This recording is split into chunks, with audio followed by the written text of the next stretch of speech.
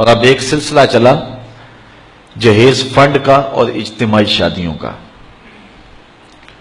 تو شاید کسی کے لیے اس میں تسکین ہو، لیکن میں تو ایک مرتبہ ایسی تقریب میں گیا ہوں تو دکھی ہو کے آیا ہوں. ہر شخص کا اپنا مزاج ہوتا ہے، مختلف تنظیمات، مختلف لوگ غریب بچیوں کی اجتماعی شادیاں کر رہے ہیں.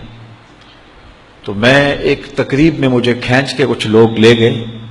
میں نے کہا مجھے تجربہ تو نہیں ہے، لیکن مجھے لگتا ہے کہ میرے لیے تکلیف کا سامان ہوگا، اور دوست جس مقصد کے لیے مجھے لے کے جا رہے ہیں تو ان کا مقصد بھی پورا نہیں ہوگا. ایسا ہی ہوا. ایک ہال میں 15 سے 20 بچیاں تھیں اور دوسری جانب 15 سے 20 بچے تھے، اور ان کے مہمان، ان کا ہجوم تھا، اور اسٹیج کے اوپر جو کرسیاں لگی تھیں ان پر مخیر حضرات بیٹھے ہوئے تھے جنہوں نے سرمایہ لگایا اور جہیز فنڈ دیا، اور تنظیم کے لوگ آ کے اپنی کارکردگی بیان کر رہے تھے. تو آخر میں انہوں نے مجھے کہا کہ ہم آپ سے کچھ سننا چاہتے ہیں. تو میں نے بیٹھے بیٹھے کہا کہ میں دعا کر دیتا ہوں، لیکن ان کا اصرار بڑا.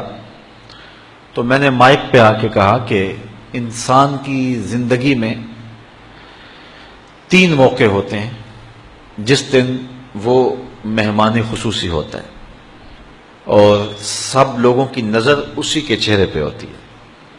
ایک جب وہ پیدا ہوتا ہے تو کالا کلوٹا بھی ہو تو ساری بستی اس کا منہ دیکھنے آتی ہے، اور اسے بہنیں چاند کہہ کے پکارتی ہیں، چاہے اس کا رنگ گہرا سیاہ کیوں نہ ہو.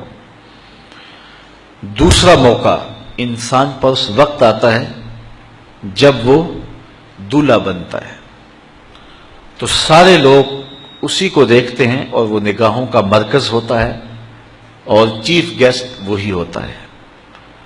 اور تیسرا وقت اس کے اوپر تب آتا ہے جب وہ چٹا لٹھے کا لباس پہنتا ہے، تو سارا شہر اس کا منہ دیکھنے آتا ہے. تو میں نے کہا ان غریب لوگوں سے آج تم نے یہ حق بھی چھین لیا. آج مخیر حضرات کو اوپر بٹھایا اور ان کو نیچے بٹھایا ہوا ہے اس لیے کہ یہ غریب ہیں، اور کسی کے چہرے کے اوپر میں نے کہا خوشی کے آثار نہیں نظر آ رہے، اداسیاں ہیں، اور اتنے لوگوں کو ان کی غربت کا گواہ بنا رہے.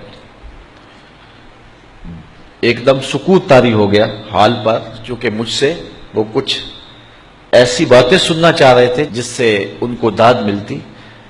میں نے کہا تمہارے جذبے اپنی جگہ پہ، لیکن کاش کے رات کے اندھیرے میں ان بیٹیوں کے ماں باپ کو تم نے کچھ پیش کیا ہوتا اور یہ اپنے گھر سے رخصت ہوتی تو عرش والا رب بڑا راضی ہوتا.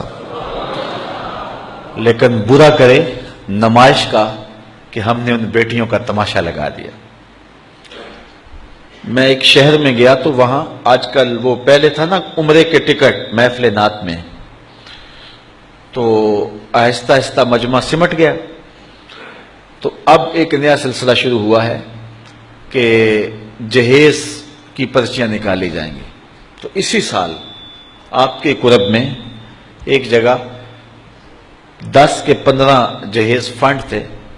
تو مجھے خطاب کرنے کے لیے انہوں نے کہا، تو بڑے شوق سے منتظم محفل نے بتایا کہ 15 بچیوں کا جہیز بھی نکالا جائے گا، اور اس پردے کے پیچھے ہزاروں بچیاں بیٹھی ہوئی ہیں. تو میں نے اپنی گفتگو میں کہا کہ یہ ظلم نہ کرو، یہ زیادتی نہ کرو. تمہارے پاس 100 لوگوں کا کھانا ہے تو 500 لوگوں کو نہ بلاؤ کہ تم قرعہ اندازی کر کے 100 آدمیوں کو کھانا دے دو اور 400 آدمیوں کو کہو کہ تمہارا نام نہیں نکلا.